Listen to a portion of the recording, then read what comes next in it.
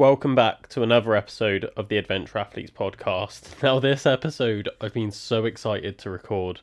It is with one of my absolute favourite online personalities, if you can call him that.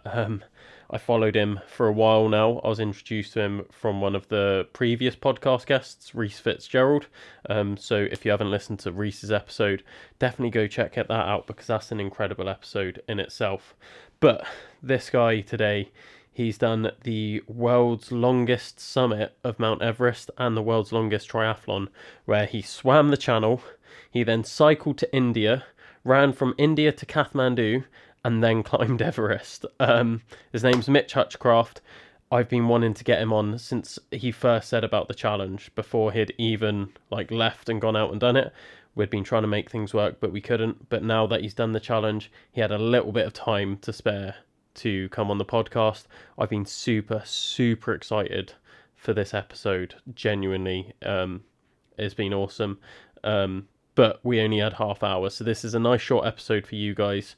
I'm going to chuck in some adverts for my 6 and 6 now. We are still fundraising. I have completed the 6 and 6. So the next few episodes that are coming out were all recorded before I did it. So excuse the fact that I'm probably still talking about it. But fundraising is still open. We're so close to our goal. We're £4,500 deep. We're aiming for just over £6,000. So any little donation would be a massive help. So I'll leave that in here now. Hi, my name's Will, and I'm going to be running 6 ultramarathons over 6 consecutive days, and I'm doing this to raise money and awareness for Sport in Mind. Now, this challenge is really going to push me to my limits. I'm going to be running over 230 miles with over 8,000 metres of elevation across the 6 days. I've never done anything like this before.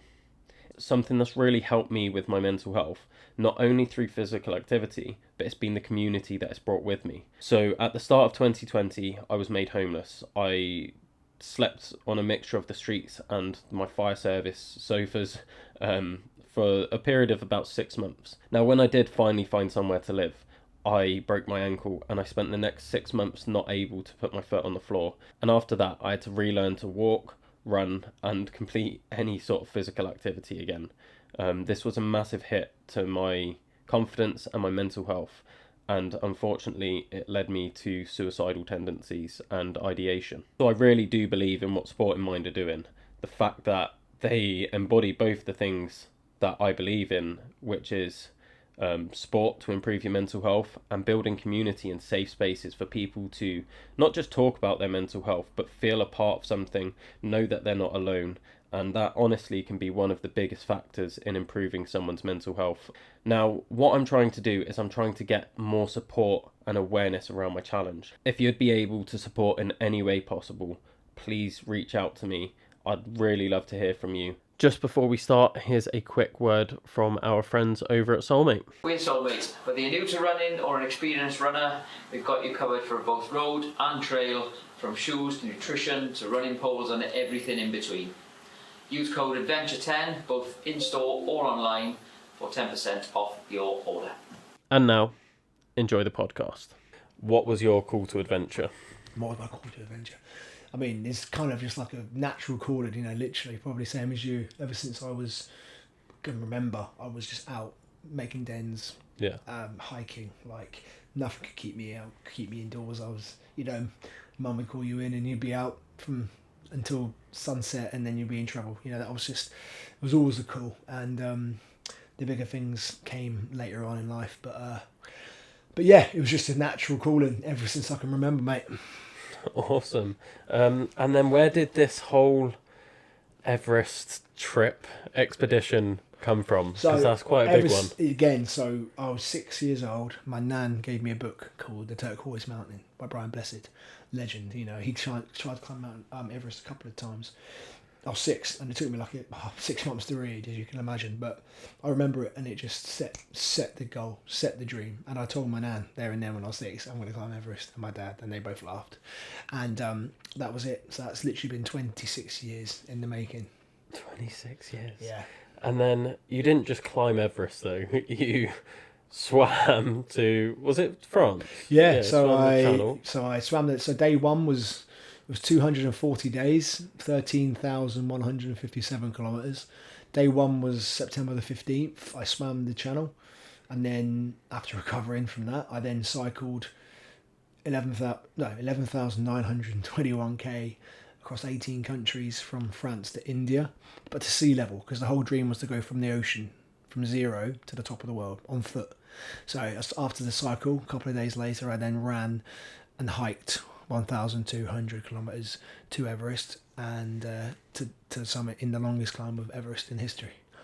That is absolutely incredible. Like, Mate, it was good. It's a combination of all these mad little childhood dreams. I just rolled them all into one mad adventure. I was like, why not? Let's just do it. Let's just do it all into one big, the most ultimate adventure of all time in my head. Yeah. How do you even like come up with an idea that big and be like, you know what, that's achievable? Oh, I think it might be the ADHD. There's like where most people have the barrier in their head of like what's mad and what's crazy, what's not. I just don't have that.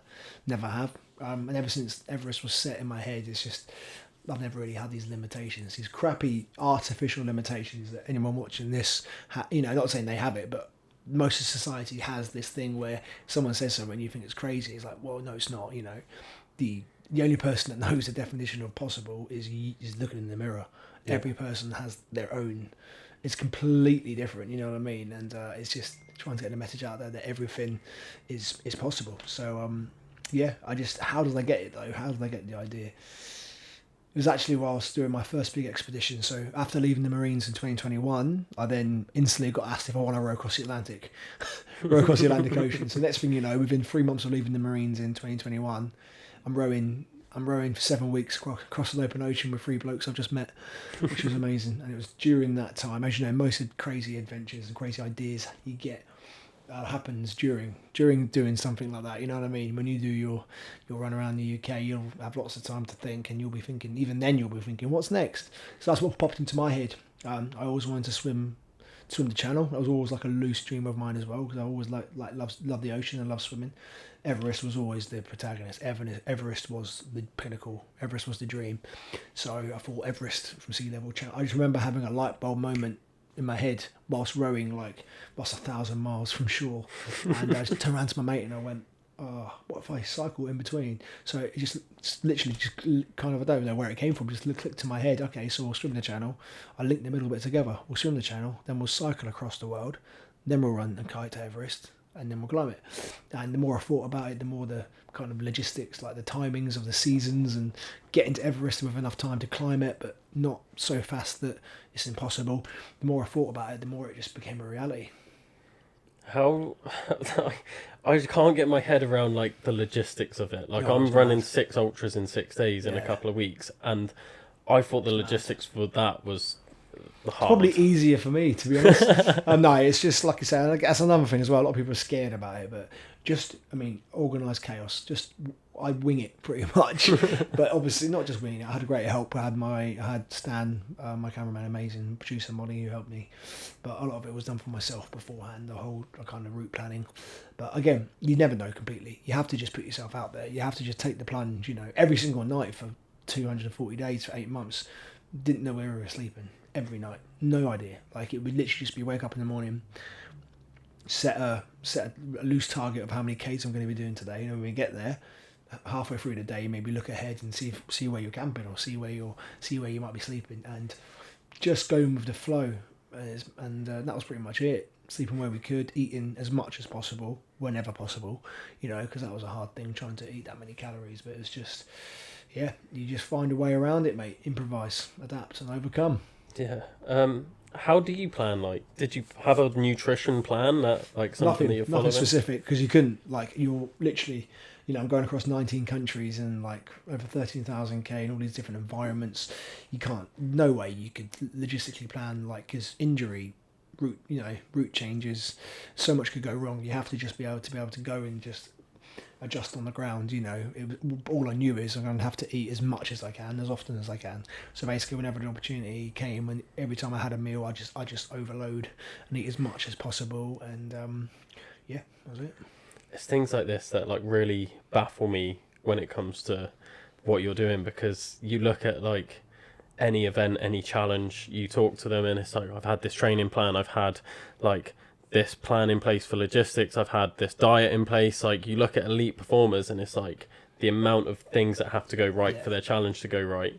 But something like this, it's like hardly anything's going to go right, really. Yeah, nothing's going to go right. And that's the thing, like, everyone thinks that like success is kind of, it's bound upon having this completely strict routine, and you have to do everything completely by the book and all that. And of course you've got to be organised, but most things that you would think are impossible, like, are very doable. You just need to get out there and just see for yourself and make them mistakes like I did, and learn, get comfortable being uncomfortable. That is literally all you need to do to learn, basically. Yeah. Did you have like a training plan in place before this? Like, how do you go about really. training? I mean, it's technically started when I was 16. I literally started training for Everest when I was 14, 15. I was labouring with my dad to raise money, 2 years just to raise money enough to climb my first mountain, which was the first step back then. It was literally, I knew that was my first step to Everest. That's why I'd done it. So yeah, I flew to Africa completely on my own, just turned 16. To climb Kilimanjaro. I was one of the youngest people to have done it on my own, which was great fun. So that was my first hill. I skipped a few steps probably beforehand, but that was kind of the start. And then kind of life got in the way. My dad died a few years later when I was 19. But then I joined the Marines, and that's kind of, again, so much learnt in that time. Technically, that was training for it, mentally, definitely, and like physically. But then when I left in 2021 to train for it directly, I mean, obviously I had like so much in my head. Right, I need to do a really big bike ride to make sure I can do a big bike ride, sustain it. I need to climb mountains. I need to do at least one big Himalayan mountain expedition to get the tick in the box. For Everest, I need to do loads of swimming training, because you have to do a 6-hour swim in open water non-stop to even qualify to swim the channel. So I had kind of a 3-year rigid plan of doing this. So yeah, 2022 I cycled across the United States from Atlantic to Pacific Ocean, just under 5,000 just 6 weeks on my own on the bike, wild camping everywhere, enjoying it, seeing how far I could do in a day sustainably.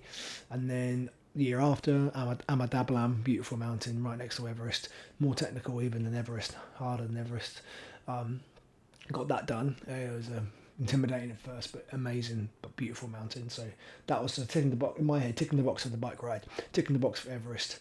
I knew the run and hike was always going to be just grizz it, like, it's because there was no point in doing zero. There was literally zero training, zero running training, zero hiking training. Because there was no point at all.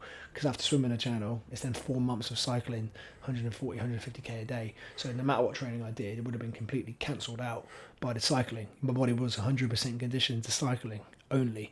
So I literally did 95% swimming and did a tiny bit of biking, like literally a few times a week for an hour. That was it. Because I knew that's just what I needed to do. So yeah, it was a combination of a few years, mate, of like proper direct dedicated training. But really, I mean, literally I've been training for this since I was 6 and my heart was set on it, you know what I mean? Even since then, I was 10. If I was going up a hill, all I was thinking of was one day this will be Everest, Yeah, it's incredible how you've turned that dream into a reality. Like, most people have these dreams and they die out. Like, yeah, I'm really fortunate the way I think, like once I get an idea, I just won't stop until it's done. And and I just, again, my main focus now is to these little dreams that people have that they never end up pursuing. If I can just help them, inspire them a bit to do it, no matter how small it is, then that's amazing. Because one of the main things in my talks I do, and one of the chapters in the book, is literally proportionality. So it does not matter what you do. Your 5k walk is as important as my 13,000k ultra marathon. It does not matter. It's just as important, just as powerful, just as meaningful. Individual. Never compare yourself to anyone. Your literal challenge could be joining the gym for the first time. It could be going wild camping. You've never been camping before, and that really scares you. Go and do that. Like, it's do your own thing, no matter how small it is. And every time you do it, you literally just grow. Yeah. You'll literally get a bit more comfortable, and you'll go from there. Because from that, it also boils down to the main reason why I do this stuff, why I love being uncomfortable, why I love doing it, and it works for everyone. We're meant to push ourselves, as you know, after a long run, after a hiking, whatever, when you get back home and you have that cup of tea, you have that hot shower, you've been camping, you've never been camping before, you get in bed, it feels better than it did the night before, the last time you were in it. So for me, that's why, is getting people out there, because once you get uncomfortable and you come back to reality, you don't no longer take life for granted like everyone else does in society. That cup of tea, that hot shower will be better than anyone you've ever had. And that's true happiness. When you can start to see the magic in the little things, when you can start to see the magic in a cup of tea, and when literally like a warm shower can give you genuine happiness, and rather than just taking it for granted like we do in this world, in this society, that is when you really can change from being unhappy to happy. Yeah. How would you sort of advise someone to take that first step? Like, that's quite a big barrier to get over. Yeah. Is that that's what I'm saying. It's not easy, and but that is it. Like, do not be afraid. Or just taking that first uncomfortable step is the hardest. Just do it, and I can swear to God, you'll never regret it. And and also one of the main lessons and another chapter in the book is just compartmentalize it. Don't pick something massive and then think of the big picture and then get overwhelmed. If you have never done a run before and you want to go and do your first 5k, just literally get out the front door. It doesn't matter if you walk it. Don't think of anything past that first lamppost, past that first tree. Just do it, because as soon as you've just done that first time, the rest will just come. Yeah. I've noticed a bit of a trend where people that used to be in the military get into these sorts of big challenges. Yeah. And I always used to think it was just for the physical aspect of it all. But I'm starting to get away from that, and I feel like it's more to do with meaning and purpose in life. No, definitely. Yeah, I think so. I mean, the physical part helps, but having been part of something big, like in the military and stuff, having that mental challenge and having that, to keep pushing you, that's the biggest kind of look. That's the biggest thing that we love to do. I think that's why it's suited. That's why a lot of ex-military people do it, because they kind of it's ingrained in them to do this stuff that makes you uncomfortable. Yeah. Because you've learned, again, going back to what I was talking about, you've learned that that's amazing, and that's how you become happy. Is by the human body is not meant. We are literally biologically evolved to grow through hardship, through being uncomfortable, through the outdoors. We're not meant to be sat in a house, comfy and warm with our environment not changing. We're meant to be getting battered. That is the only way you can grow, is just to do that. Yeah. I've had a slight experience of it, because I used to be in the fire service. Oh, nice. And then coming out of that, all of my training and purpose was I have to train the best I can, because someone's life could be at risk. Yeah. And it's obviously a lot more dramatic in the army, where it's you're getting shot at, and going from one extreme environment to then being right, what do I do now? That change must be quite difficult. Yeah, I mean, again, I'm quite lucky, because I never had to see my friend, that happened. I never got shot at because of the time I joined, so I was quite lucky. But I wouldn't say it's any different from the fire service. You're running into dangerous situations at times. But yeah, so I think definitely it's suited to you for that, because you're used to having that purpose, having that, having that kind of need to satisfy that urge in you. Yeah. I can't quite fully comprehend what you've done. Even all the smaller challenges that you've said, cycling across America and things like that, it's so easy to say. Oh yeah, he's swum the channel, then he cycled to India, then he's run to Everest. But there's a lot to it. But again, break it down. Anyone can do. All it is just a series of very doable things that have been done many times, just back to back. I've done nothing. Genuinely, I don't think of myself as an extraordinary person. I know a lot of people will say you're an idiot, but no, I mean that. Any person has the exact same fundamental capacity for greatness. For doing these great things. It's just being willing to take the step forward. As simple as that. Loads of, not loads, obviously a few people have on the channel, a lot of people have done this. I just done my own thing. I just done my own challenge for what I wanted to do my whole life. And but again, it's not got to be compared to somebody else. I don't compare myself to anyone else, because there's people out there that are much fitter than me. 100%. I can guarantee if we went for a run now, you would absolutely spank me. I've had 2 knee surgeries, and that's all. But I don't care. You know what I mean? No one should care. So it's just, yeah. I don't see it as crazy, which is probably why I'm managing to do these things. But crazy, impossible is a perspective. Them 2 words don't have meaning. You know what I mean? They don't mean anything, because what's impossible or crazy to me is completely different to somebody else. Yeah. It's just like having that idea from such a young age and pretty much dedicating your life to it is just something that's so unheard of these days, I feel. Yeah, I mean, that's the thing as well. The younger generation has definitely lost it, haven't they? And I wish I could nail it down to the exact reason, but I've just always been stubborn and determined. It's as simple as that. And any kids, and that's what I'm trying to inspire to help them. If just any little idea you have, no matter how crazy it is, just give it your everything. Because even if like I was fully willing to fail this, because when I'm on my deathbed, it comes down to this. Just think, when you're on your deathbed, are you going to regret? What are you going to regret more?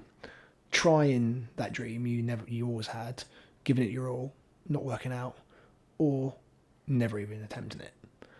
I tell you what, right now I'd be much happier in my deathbed knowing I'd given it my best shot than if I hadn't tried. Yeah, that's what it comes down to. Yeah, and then with like when you're out there, like obviously things are going wrong, you're getting injured, like all these different things are happening. Like, how do you keep being like, you know what, I can keep going? It comes down to literally learning all these things that you learn through this hardship. Like for me, I've just learned, like, resilience is literally, like Ross Edgley put it best, resilience is simply your ability to manage pain, your strategic ability to manage pain. For me, it's very simple. My dad, my family, the charity I'm doing it for, the kids I'm inspiring. These are 4 channels. So find what drives you, find your channels of motivation, and when things get really bad, block out everything else, and all you do is just focus on these things one at a time. When one wears out, flick to the next one. When that wears out, flick to the next one. Then go back to the start. Break it down one bit by bit. Compartmentalize it. Never think of the whole thing. And I mean, I've just got back from Indonesia with a good friend, Ollie Ollerton, and the way he says it as well is like 1 meter squared. Imagine you've got a box around you, 1 meter squared. And when things go crazy, you can only control that one. You are fully in control of just what's in front of you. And if you can get into that mindset of just getting past that 1 meter squared that you have control of, then soon you would have done 1,000 meters. Yeah, basically, simple as that. So don't get caught up in the long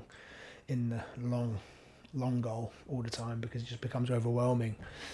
So just one step at a time. And the more you do the more you do uncomfortable stuff and push yourself out of your comfort zone, simple as that. You have to do it, because the more you do it, the more you get better at it. I've just been doing these things for a lot of these challenges over my life, so I've kind of learned that just in myself how to zone out, how to compartmentalize, how to do my 1 meter squared. Yeah. And I've just managed to do it well for me, But every single person has the exact same ability as me. Just get out and do it. Yeah. Simple as that. What was like the hardest point in the challenge? Was there any point where you thought that you wasn't going to be able to finish? I mean, by far, day one, the channel was the hardest day of my life, beyond anything I've ever done. It was crazy. Like, the weather was worse than it's been the whole season. The last 5 hours of swimming was genuinely just trying not to drown. Yeah. It was me just trying not to drown. That was it. It was mad. It wasn't swimming. All my tendons had swollen up. I had tendonitis in my wrist. My right shoulder had seized. I inhaled so much water that I couldn't breathe anymore. I basically had to kind of swim. It was just floating. If it had been a kilometre more, they would have had to drag me out. It would have been crazy. That's the only time in the expedition where I was like, this is bad. But it was about 10 hours in when I hit a current and I wasn't moving for like an hour. I felt like I wasn't moving for an hour, and that's the only time I had a real psychological hit. Like, when you have that gut wrenching feeling, what am I got into here? What am I doing? I had that when I rode the Atlantic as well. Lost sight of shore within 6 hours, and then like a few hours later, knowing I wouldn't see land again for nearly 2 months, really hit home. And it's like, but then it's just all about how you react. Just close your eyes, breathe, push it out of your mind, and just think about that 1 meter squared. Think about the next day. Don't think about next week. think about, not even the next week, when I done my cycle across the world, to begin with, because I knew it was going to be painful, I never fought past, this is the whole way across Europe, from France to Iraq, I never fought past 20 minutes. I broke the hour down into 3 sections. So every 20 minutes, without fail, no matter where I was on the side of a motorway, where in the pissing rain, every 20 minutes, I'd get off the bike for 60 seconds, just to touch my toes, stretch my back, get back on. That way I never had to think more than 20 minutes at a time. And I was only ever having 3 minutes off, 3 minutes rest in every hour. Yeah. 8, 9, 10 hours of cycling a day. And that just made the days go so fast. And that's how you get through it. Yeah. What about things like funding and everything? Like, how do you afford to do this? That's the thing about this thing. We didn't know whether it was physiologically possible, let alone. But for me, the physical part, ironic, was not the part I was worried about. I knew I could do it. I knew physically what I could do. But logistically and financially, I don't come from anything. My dad died when I was a teenager. I look after my mum. I knew it would be a long shot, so I had to quit work full time and just 6 months just dedicate myself, make thousands of calls, went to every event you can think of, trying to find sponsorship. I just managed to get like 5% of what was needed just to get started. Managed to get support from Molly and Stan, my cameraman and producer, who helped bring in some more. But even when we started, I still had less than 10%, probably 10%, if that, not even that, needed to complete the expedition. So when I swam the channel, which was the hardest day of my life, I didn't even know if we'd had the funds to make it out of Europe, let alone to Everest. Yeah. Let alone to pay for Everest. So it was just, that was scary, yeah. But again, just always kept positive. The relentless pursuit of positivity is another chapter in the book. And if you can adopt that mindset, mate, it's I genuinely believe that like the universe rewards you. It will genuinely reward you, because we just managed to pull off the impossible. Yeah. How do you manage to stay positive then when everything's going wrong around you? Because it's so easy to get negative in daily life. It's like I said, you just have to bring yourself back to right now. Bring yourself back to the moment where you're in, to that 1 meter. Bring yourself back to that. And for me, it's just getting back to my strategic way of managing pain. So when things go crazy, I literally just close my eyes, breathe for a minute, and think of my dad. I think of the charity. I think of my family at home. I think of how proud they're going to be. So everything else gets pushed out of the mind, and I just focus in on what's important to me.